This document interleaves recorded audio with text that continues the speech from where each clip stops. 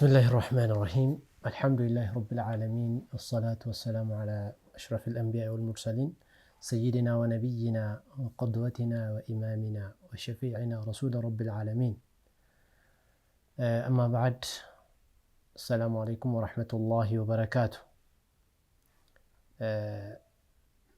كبجمتوتا وردفتوتا تي في هاملتون يورو دابري سكنتالي jajjabduu tokko kan silaa nama kamiinuu madaaltu, kan ijoolleedhaafis ta'uu, kan haadhotaafis ta'uu, kan abbootaafis ta'uu, hattaa kan beekaa waa yaadachiisuu danda'u qabxiilee jajjabduu hedduu dabarsinee jirra. Sagantaa keenya xumuraa irratti waa'ee rasuula rabbiidhaa sallallahu alaihi wasallam shahaadatu anna muhammadan rasulullah mata duree jettu kaasnee isiisa laalaa turree jirra. Akkuma beekamu arkaana islaamaa keessatti shahaadatu an laa ilaaha illallah jennee osoo addaan hin baasin wa anna muhammadan rasulullah jenna. Akkamitti nam tokko muhammadan rasulullah, muhammadun rasulullah, rasuul nabii muhammad ergamaa rabbiiti jechuu kana yoo maal qabaate yookiin jecha kana keessatti maal beekuu qaba?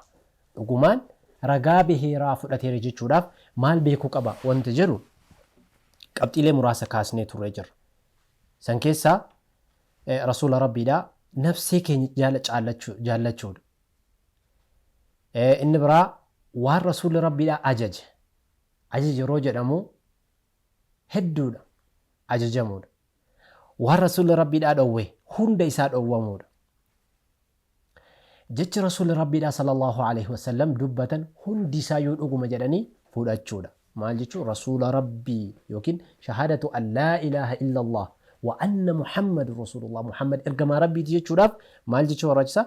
Jechi isaa, ajajni isaa, dhowwaan isaa hundi isaatu guddifamaadha jechuun jala butamuudha danda'uu qabaata nam tokko jechuudha. Kan biraa gabricha rabbiiti inni gabbaramaa miti jennee ragaa bahuu yookiin wanta kana hojiirra oolchuu jechuudha. Yoo rasuula rabbii gabricha hin gabbaramne tahe namni rasuula as jiru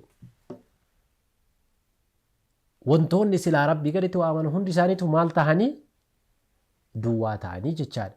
Osoo nabiyyi kana bira dabree malakaan gurguddaan illee waamamuu haqa godhata taheeti silaa malakaatu haqa godhatan, nabiyyichatu haqa godhatan.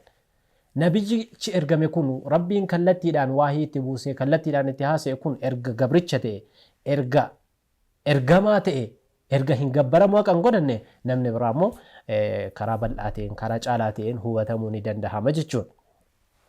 Akkasuma ergamaa rabbii dhugaa dubbataa jecha isaa keessaa tokkochi kan hin gijibsiifamne jennee beekuun barbaachisaadha. Isa guddisuudha, isa kabajuudha. Kana jenneeti qabxiilee hedduu kaasaa turree jirra. Kan har'aa immoo nabiyyi rabbiidha sallallahu alaihi wasallam caalaa khalqii tahuu, ergamaa kabajamaa, ergamaa 100,000 fi 20,000 wahi ergaman keessaa nabiyyi rabbi sallallahu alaihi wasallam afdal wa ashraf sadarkaa guddaa irratti jiru jechuu beekuun yookiin hubachuun barbaachisaadha. Akkasuma xumura nabiyyootaa ta'uusaa beeknee sirritti nabiyyiin tokko booda isaatii hin dhufu jenneeti beekuun dirqama taha jechuudha. Egaa rasuula kana ni beeknaa, ergamaa rabbii ta'uu isaanii beeknee fudhannee jirra. Bakki dhaloota isaa eessa? Maaliifi taariikharraa, seenaarraa jaalallis karaa isaan keessa deemaa dhufan hunda deemuudhaaf rasuula kana yookiin ammoo seenaa tokko beekuun baay'ee barbaachisa waan ta'eef jechuudha. Rasuula rabbiidha sallallahu alaihi wasallam makkatti dhalatan. Makkaan keessa naannoo bootaa Bani Haashim jedhamtu keessatti dhalatan. Zamanni rasuula rabbiidha sallallahu alaihi wasallam keessa dhalatan amal fiil jedhamee beekama. Guyyaan dhaloota isaaniis guyyaa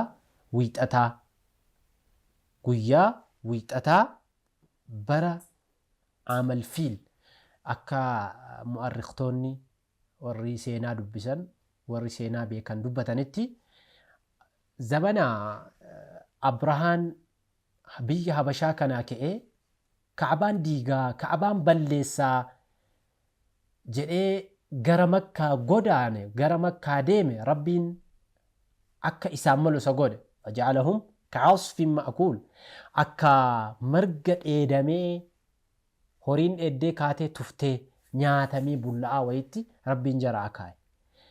Abrahaan kun Habashaa kanarraa ka'ee Makkaan dhaqeetan Ka'abaa diigaa jedhe. Bara sanirraa Amal Fiil jedhamee waamame. Amal Fiil wanni jedhameefis arba gurguddaa ittiin Ka'abaa diiguudhaaf isaan jedhanii qabatanii akkantu jira. Bara sanirraa guyyaa 60 jedha. Warri seenaa dubbisan gariin guyyaa 55 jedhan. Lamaanittuu haa ta'u. Garaagarummaa maaliiti guyyaa 5ti. Ji'a 2 waan hin geenye keessatti booda seenaan sun Rabbiin Ka'abaa ofiitii tumsee Abrahaa cabsee jedhee Rasuulli Rabbiidhaa sallallahu alaihi wasallam dhalatanii jechuun. Ishi nam tokko nama gaarii gaafa inni tahee abbaa isaa qoratan, haadha isaa qoratan, obboleewwan isaa qoratan. Rasuulli Rabbii sallallahu alaihi wasallam obboleewwan qabu laata. Obboleessa ni qaban. Obboleessi isaan qaban garuu garaa haadhaatiin osoo hin taane garaa min jihati radaa karaa harmaatiin. Akkuma ammaa namni keenya waan laafaa godhe kanaa miti. Obbolummaan islaamummaa keessatti karaalee hedduudhaan argama. Tokko keessaa karaa hoosisaatiin. Fakkeenyaaf haati kan koo daa'ima biraa na waliin kan hoosiftu yoo ta'e daa'imni sun anaaf obboleessa ta'a jechuudha. Rasuula Rabbiitiif obboleewwan 4 jiran. Inni jalqabaa Hamza ibn Abdul Muttalib, Abu Salama ibn Abdul Asad, sadaffaan Abdullah ibn al-Harith, Anisata bint al-Harith, Hudhaafata bint al-Harith. Namoonni kun 5 obboleewwan rasuulaati jechuudha. Obboleessi rasuulaa meeqa? Obboleewwan dubartiidhaanis dhiiraanis hin jedhani miti. Rasuulli Rabbii obbolaaf obboleettii meeqa qaban? 5 qabanii jechuudha. Rasuulli Rabbiidhaa sallallahu alaihi wasallam baroota muraasa erga isaan jiraatanii haati irraa duute. Haa ta'u garuu abbaan osoo inni hin dhalatin irraa du'e. Abbaan Rasuula Rabbiidhaa sallallahu alaihi wasallam osoo inni hin dhalatin yoo du'an haati Rasuula Rabbiidhaa sallallahu alaihi wasallam erga dhalatee waggaa 6 lakkoofsisee naannoo Madiinaatti ziyaaraa abbaa rasuulaa abbaa mana isii qabrii isaa godhuudhaaf baate karatti duutee jechuun. Rasuulli Rabbiidhaa alayhi salaatu wassalaam jalqabaa gara da'waa kana gaafa Rabbiin erguu nama Rabbiin tuuggoo godhee fi gargaarsa qabeenyaanis waa hundaan isaa tumsu Rabbiin isaa godhe sunis haadha mana isaa kabajamtuu fi jaalatamtu Khadijaa binti Khuwaylid dha jechuusiin awwalu zawjatihi jalqaba haadha manaa Rasuula Rabbiidhaa sallallahu alaihi wasallam. Rasuulli Rabbii gaafa Khadijaa kana fuudhan waggaa 25. Khadijaa fi nama Khadijaan taane haadha manaa hedduu qaban keessaa ilmaan hanga 7 argatanii jiran.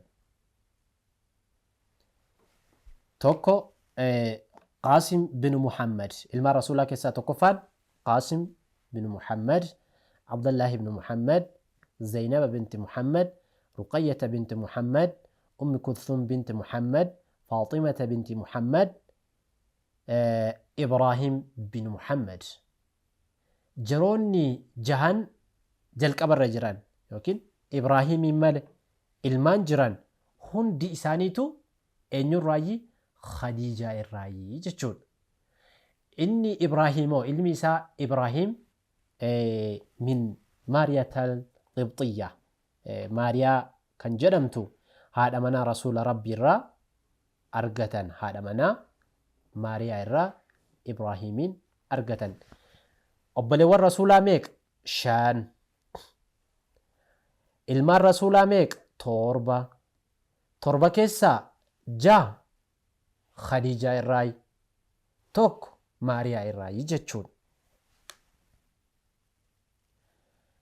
rasuulli rabbi sallallahu alaihi wasallam bara jireenya isaanii keessatti dubartoota fuudhanii jiran. kaayyoo rasuulli rabbiidha sallallahu alaihi wasallam fuudhanis akka ummanni wallaalan irraa dubbatan osoo hin taane hikmaa guddaadhaaf fuudhan. rasuulli rabbi ilaalchattis bareedina qaban, kabajamaadha, nama jecha dhugaa malee jecha sobaan dubbanneedha. qabla ergamuu isaaniitiyyuu erga ergamanii ammoo maal gaafat ture rasuulli rabbiin samaawaata irraa waahii itti buusaa. amala duraan rabbiin isa tolcherratti immoo yoo waahiin isaan irratti gadi bu'u maaltu akkana isaan tolchire. rasuulli rabbii haala kana keessa jiraachuu waliin dubartoota abbaan manaa irraa hin jirre, abbaan manaa irraa duhan kan akkasii kana fuudhaa turan. hikmaan isaas wantoota baay'ee ulamaan waa'ee kanaa keessatti haasa'an jechuudha. silaa akka warri kafaraa jedhan osoo kan ta'u ta'eeti shamarran dubartoota abbaa qabeenyaa kamiin illee fuudhuu danda'an, dubartoota bareedinaanis gosa biyya arabaa kana keessa jirti jedhan fuudhuu danda'an. garuu rasuulli rabbiidha dubra tokkitti qofa fuudhan. isaanis haadha keenya Aishaa jecha. akkuma jalqaba irratti kaasnee haati manaa jalqaba rasuula rabbiidhaa fuudhan kan qabeenyaan rasuula rabbiitii tumsite kan abshir jechuudhaan bilchinaan da'waan kun akka inni gara fuulduraa dhufu rabbiin salphisu jettee rasuula rabbiidhaa jalqaba jabeessite Khadiijaadha jechuudha. haadha manaa rasuula rabbiidhaa kan rasuullis akka malee jaallatan.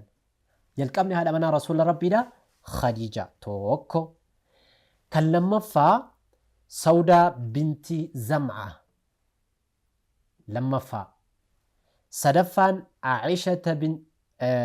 عائشة بنت أبي بكر الصديق رضي الله عنها وأرضاها وعن أبيها.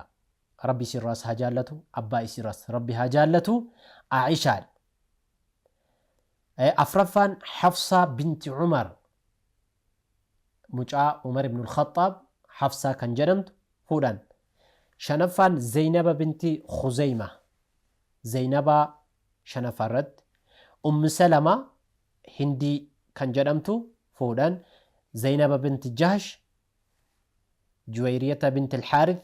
صفية بنت حيي بن الأخطب. رملة بنت أبي سفيان. ميمونة بنت الحارث. جرون يكون دبرتوتا رسول ربي صلى الله عليه وسلم برجرو إساني كيستي فوداني waliin jiraatanii jechuudha. lakkoofsi isaanii meeqa?